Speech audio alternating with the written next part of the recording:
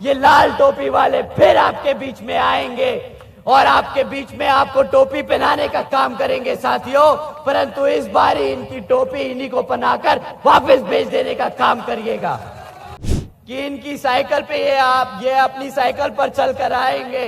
इस बार इनकी साइकिल का टायर पंचर अलग और सीटें अलग कर कर बेच खत्म करेंगे। कि जो सरकार हमारे घर हमारी छत उखाड़ने का काम कर रही है, अब समय आ गया है कि उसको सत्ता से उखाड़ फेंकने का समय आ गया है।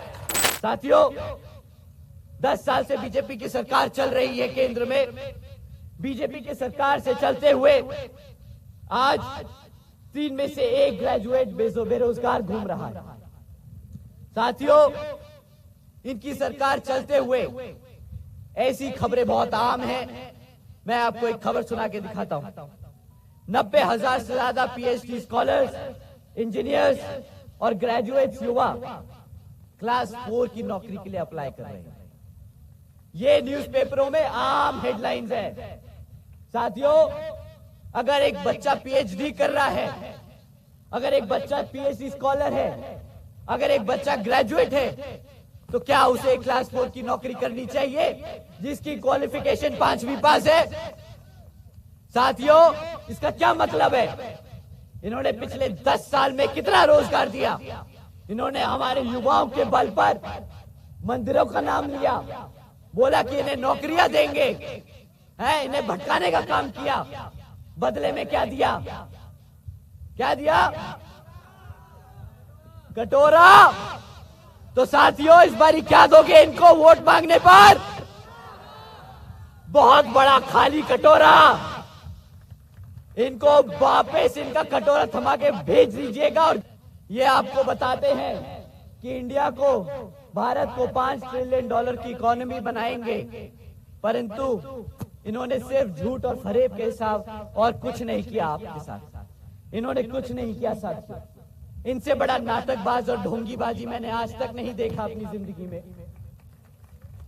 आपको याद है 2014 में जब ये इलेक्शन लड़ रहे थे, आपके सामने वोट मांगने आए थे, आपको क्या बताया था कि विपक्षी पार्टियों की सरकार के चलते हुए महंगाई आसमान छू रही है, महंगाई आसमान छू रही है। 2014 में पेट्रोल का दाम क्या था साथियों? 50 रुपया, 60 रुपया।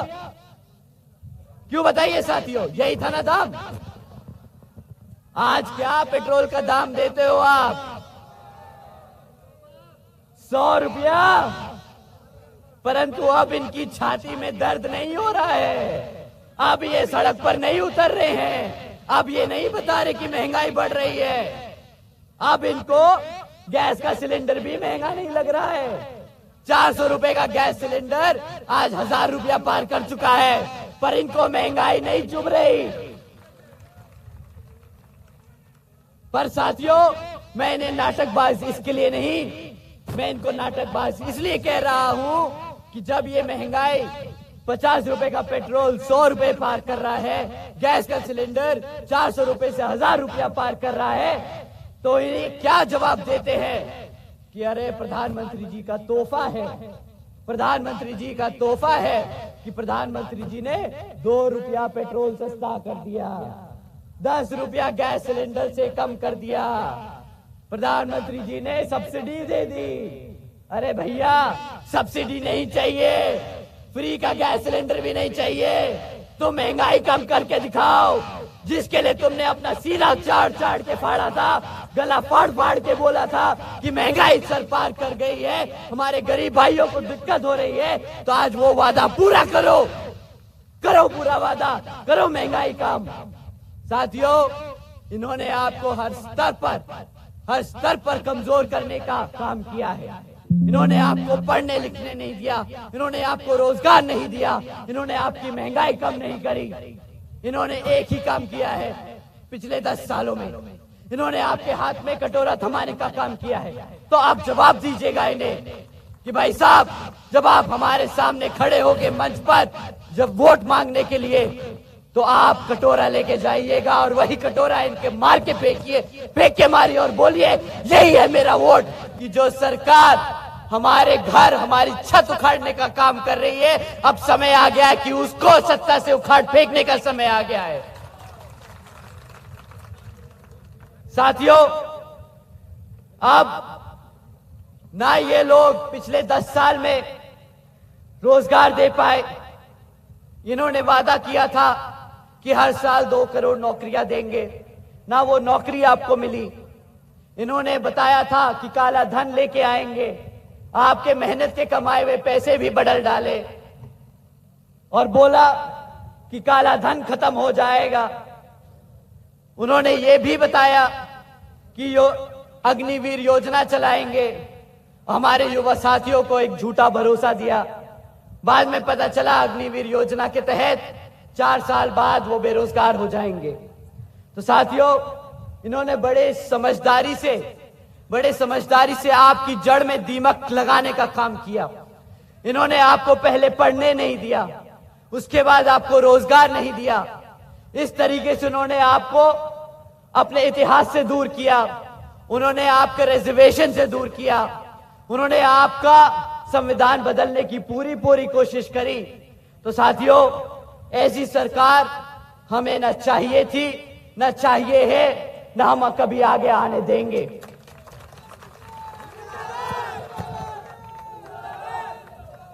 साथियों, इसी क्रम में यहां पे विपक्षी पार्टियों में आपकी समाजवादी पार्टी भी आपके बीच में घूमने का काम कर रही है। बहुत लोगों ने बोला कि भैया, जिस तरीके से आपने उनका नाम लिया वो बहुत गलत था, उन्हें बहुत बुरा लग रहा है।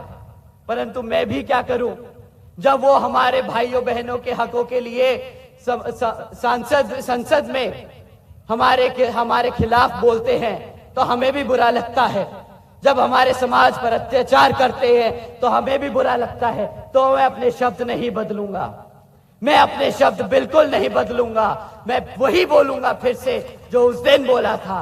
ये लाल टोपी वाले फिर आपके बीच में आएंगे और आपके बीच में आपको टोपी पहनाने का काम करेंगे साथियों। परंतु इस बार इनकी टोपी इन्हीं को पहनाकर वापस भेज देने का काम करिएगा।